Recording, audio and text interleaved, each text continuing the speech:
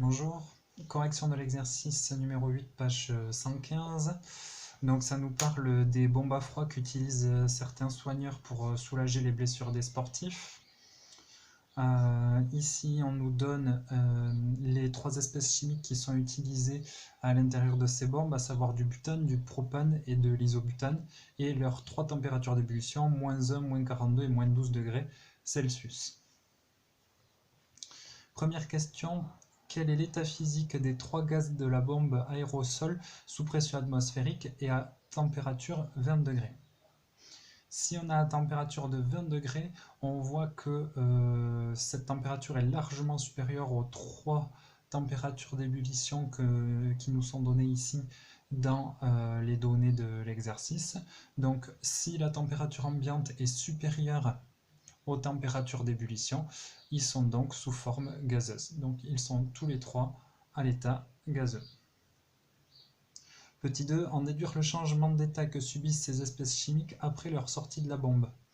Ici, dans le texte, il est précisé que les espèces chimiques sont maintenues à l'état liquide du fait de la forte pression dans la bombe aérosol. Donc au début, ils sont à l'état liquide. On vient de dire qu'à la fin, du moins une fois sortis de la bombe, ils se retrouvent à l'état gazeux. Et donc la transformation qui s'opère quand on passe de l'état liquide à l'état gazeux, c'est une vaporisation que j'ai écrit ici. Petit 3. Ce changement d'état est-il endo- ou exothermique? Expliquez le principe de la bombe cryogène. Donc si vous regardez votre cours, la vaporisation c'est une transformation endothermique. Et la définition de endothermique, c'est qui prend de la chaleur au milieu extérieur. Ici, le milieu extérieur, c'est quoi? C'est tout ce qu'il y a autour du gaz, c'est-à-dire l'air, vu que ça se passe toujours dans l'air, vu qu'on est sur Terre.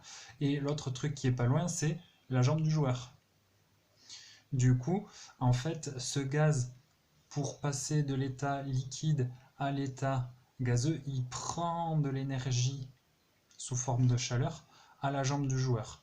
Le joueur, ça veut dire que lui, de son côté, il donne de l'énergie sous forme de chaleur, il donne de la chaleur, et quand on donne de la chaleur, nous, la sensation qu'on ressent, c'est la sensation de froid. C'est comme ça qu'on peut expliquer le fonctionnement de cette bombe aérosol.